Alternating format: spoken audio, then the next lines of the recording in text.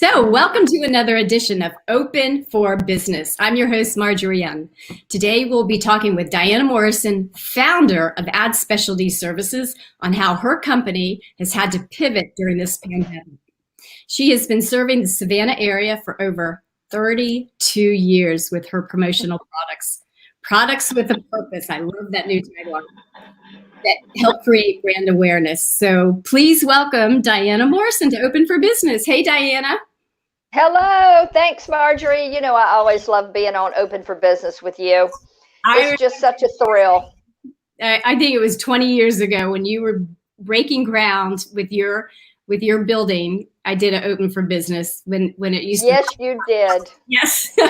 we opened here. Our first day in business in this new building was February the 1st, 2004. It's hard to believe it was that long ago. Years ago, but close to it. Right. So right.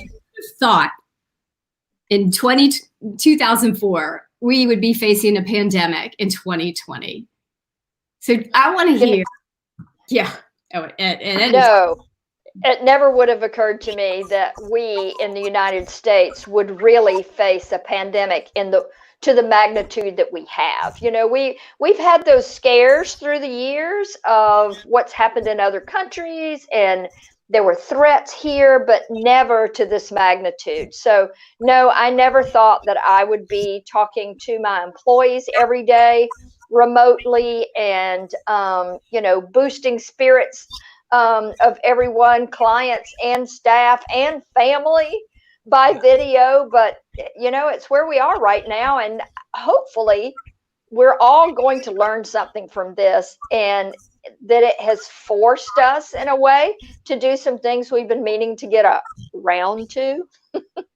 So I think that we will learn to use these virtual skills to all of our best ability and gain from it. So how has Ad Specialty had to pivot?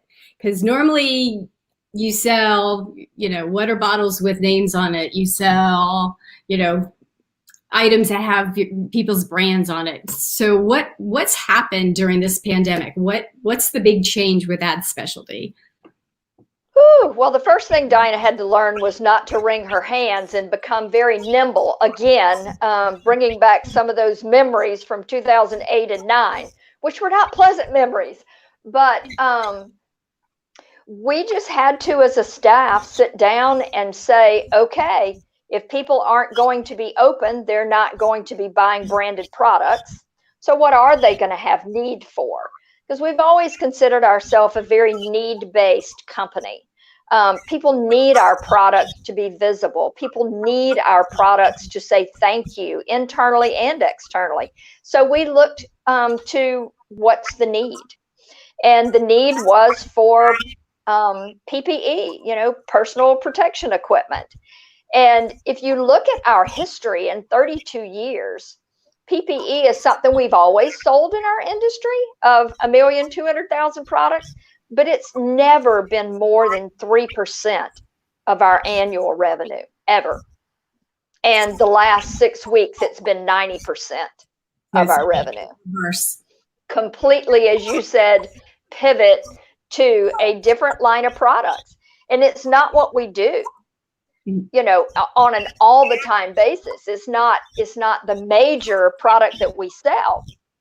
But yeah, gratefully, people buying it. You know, I didn't even think about where can I go buy a mask or coverings, and that's cool that you guys supply that. I mean, do you have to buy them in bulk, or you don't need? So the first thing we had to do was figure out which one of our trusted factories were FDA approved to produce or to import these products, and who had the best pricing and who could get them to us the quickest, because the need was pretty quick. But we all know that what's happened in customs of things coming from overseas, the backlog. And when somebody calls you and says, hey, I need masks for my people right now, and we say, oh, well, it'll be about 3 weeks, you know, that became a challenge. So gratefully, everyone on my staff chose an item and they learned everything there was to know about that item. And then we all came back together as a team, and each one of us taught the other one what it was about that product, because there's a lot of PPE. There's not just masks. There's masks and gloves, shoe coverings, hand sanitizers, robes that are used in extreme situations in the medical use.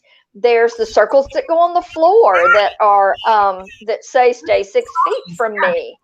Yeah, there's the acrylic barriers now that are going in front of like teller stands and where you check out at the grocery.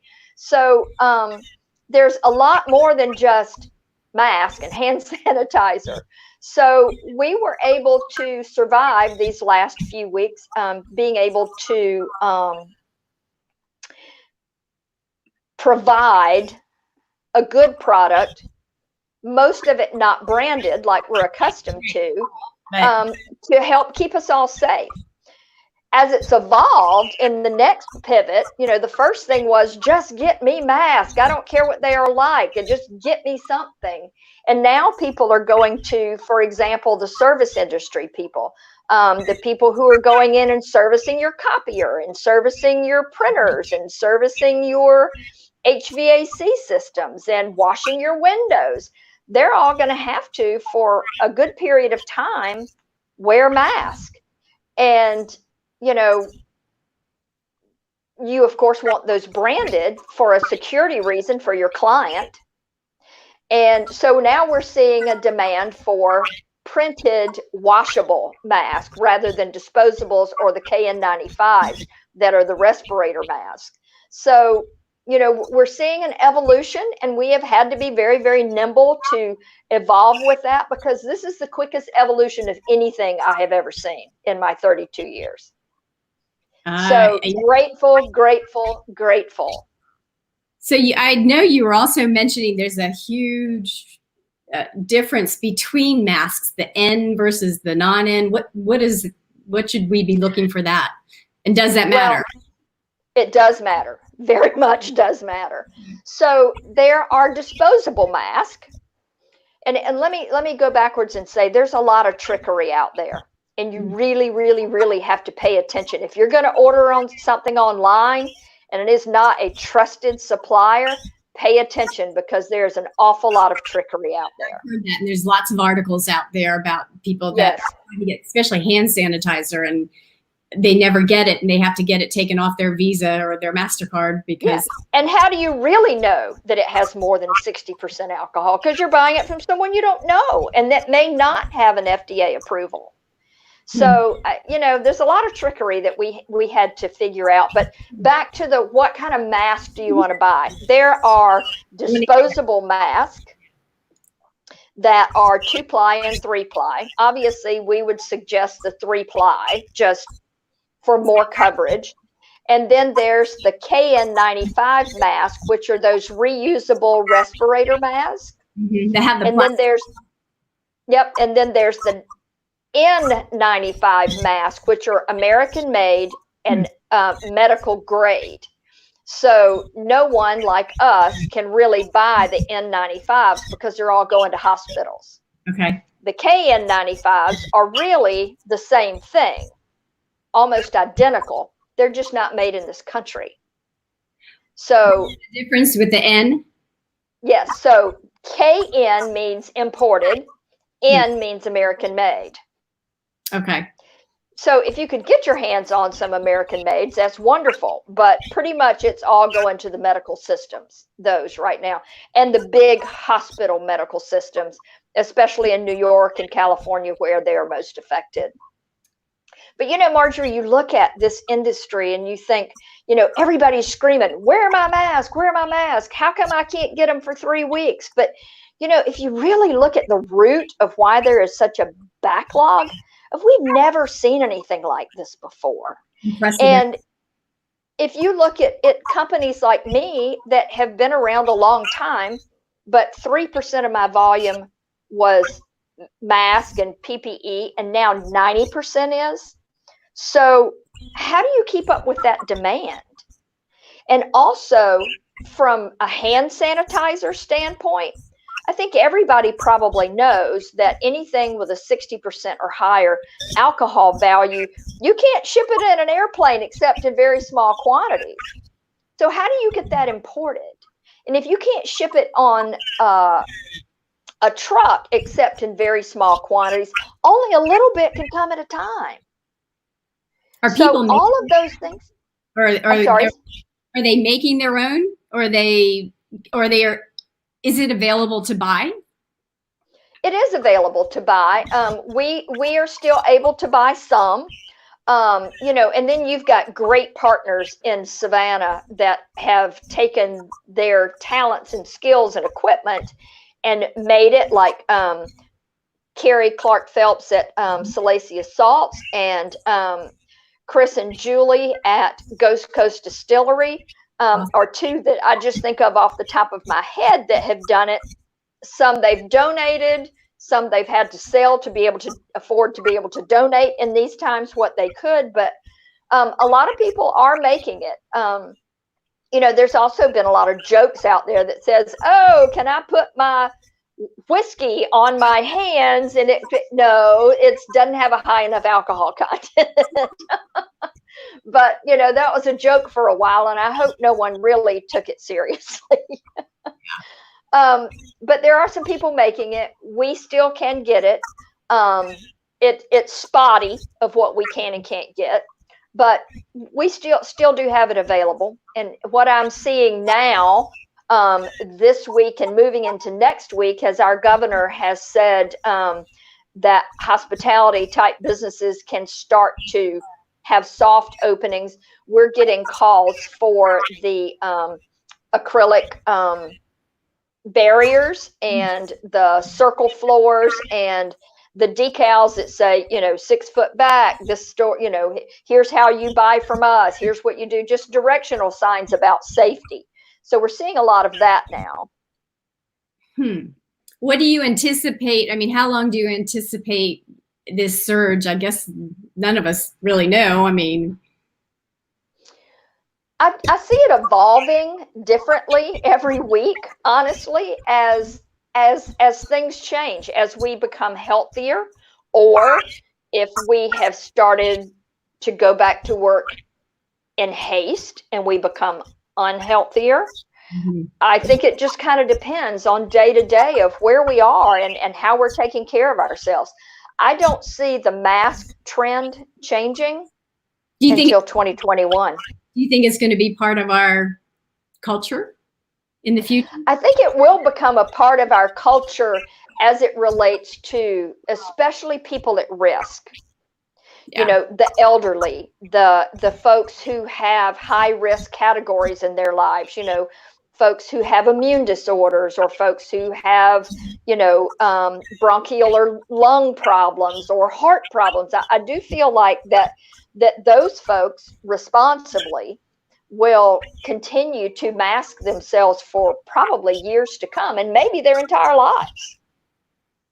Yeah, I mean, I can't imagine taking my 91-year-old mom to get her hair done on Fridays without a mask ever again. She is having herself a little old fit about, my hair hasn't been done. It's been hilarious, but bless her heart, she likes to look good. But I'm not ready to take her back yet, and she will be masked when I take her, and probably for the rest of her years. So, you know, something on this magnitude, it's going to take a while to get back to normal. I mean, obviously, after the pandemic in 1918, it eventually got back to normal, but I don't know how long that took. But I see the next 5 years just being really, really kind of, you know, I don't know. Marjorie, I wonder if you had to write down today, if somebody said, hey, Marjorie, write down what your normal was 2 months ago. I would love to take one of those Janice things that we used to do years ago and write down what I felt like my normal was personally and professionally, March 1st, what it looked like. And then come the holidays, write down what I'm considering my normal is, and compare the two, because I don't think our normal will be the same. I think what we are calling our normal several months down the road will be very different than our normal 2 months ago.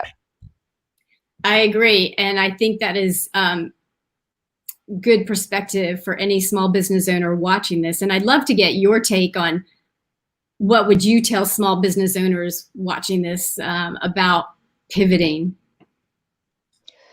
Well, you know, I've always been a big fan of being nimble and not allowing yourself to be overwhelmed by what you are afraid is going to happen to you. Because if you are so fearful of what is going to happen to you that you are paralyzed, you may as well stop now. You have to look, you know, you've got to be positive. You've got to plan. You've got to plan in a perspective that's reasonable. Yeah. And if you aren't planning every day for what's going to happen tomorrow, you're probably going to be one of those little businesses that don't survive your first 3 to 5 years, much less your first 10.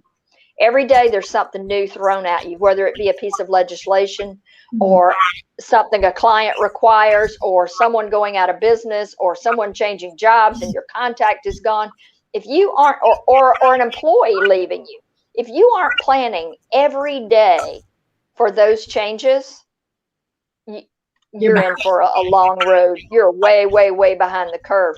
But I would say this, and Marjorie, you can relate to this too, of things that we've done in past years that have gotten us through really difficult times. Everyone needs, and you know, everyone that knows me knows I call it a posse. Everyone needs a posse. You know, I'm a business owner 30 plus years, but I don't have every HR skill that there is. I don't know all the rules and regs for this very unprecedented time. But you know what?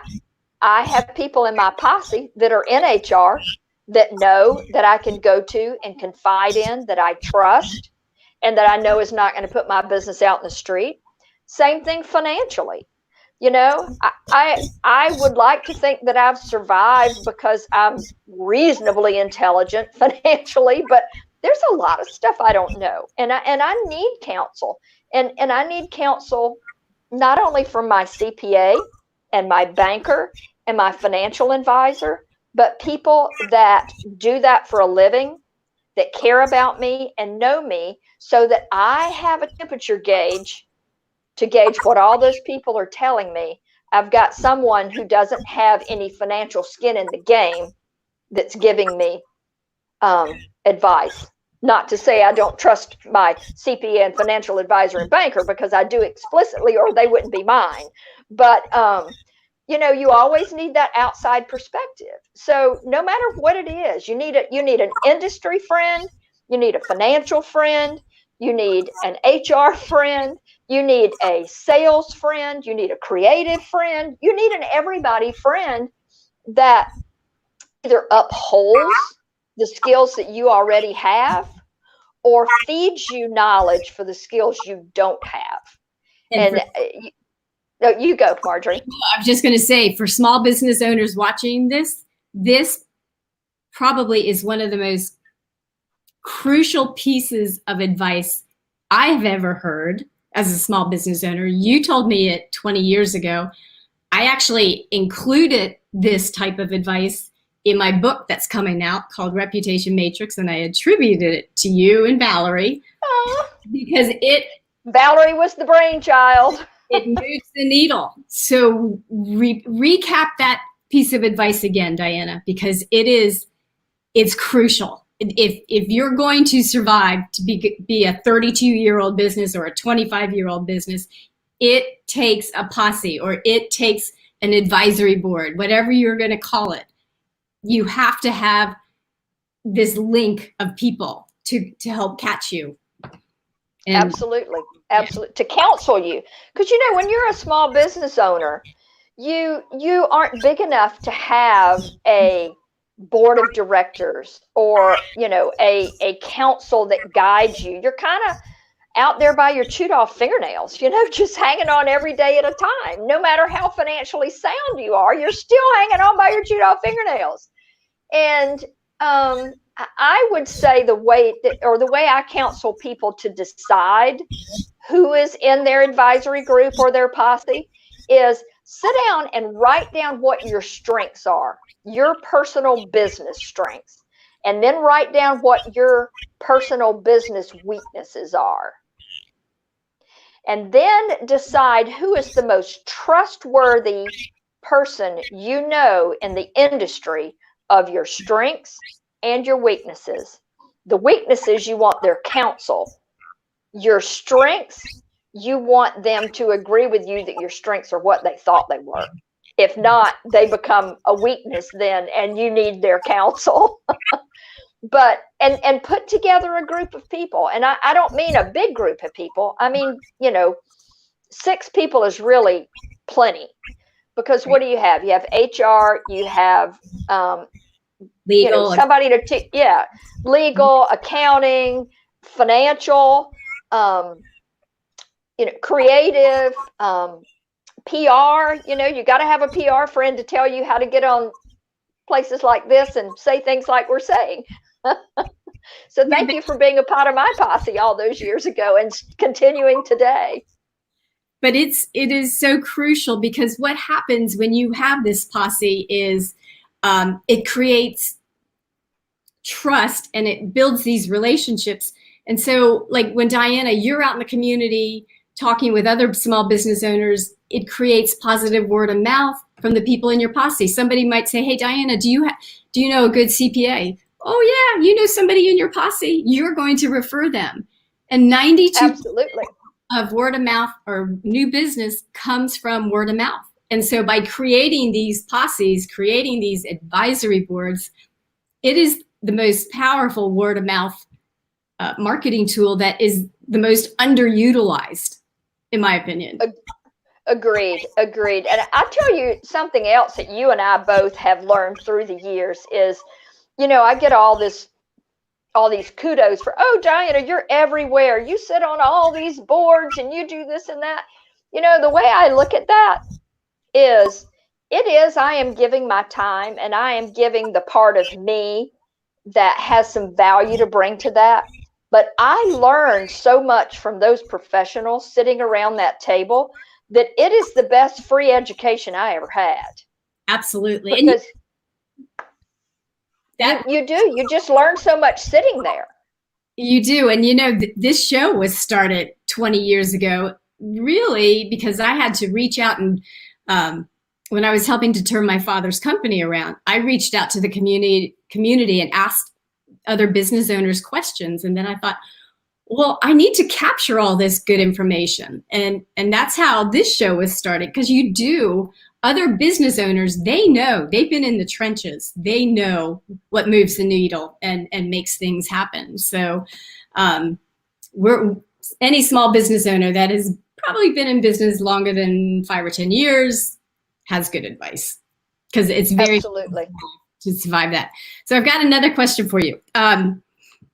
If somebody is watching this show and they need PPE and they need to figure out the differences between what type they should get or shouldn't get, can they call you? Do you have a tutorial on your website? What do you recommend? We do not have a tutorial on our website, and we are far from the professional source. I would say that the CDC has the best information, but we also are privy to that information, and it's how we've done a lot of our education ourselves within our industry. So we are very in tune for what that is, but we are far from the source. But we do know what they recommend. We do know what they recommend by industry, and we do know what the guidelines are. But I would not call us the go-to. Our website, because it is so fluid, it changes every minute. Our website does not have it on there, but you can always call us 912-920-4901, and someone will talk to you. There's only one person in our office every day at this point in time, but if they don't know the answers, they will get you to the person on our staff that has been considered and done their homework on that particular product or your particular industry. Diana, as always, you have so much good information to share with a small business owner, and thank you for taking your time to share it with everybody. And everybody, thank you for watching, and we'll see you next time. Thank you, Diana. Thank you, Marjorie. Bye, everyone.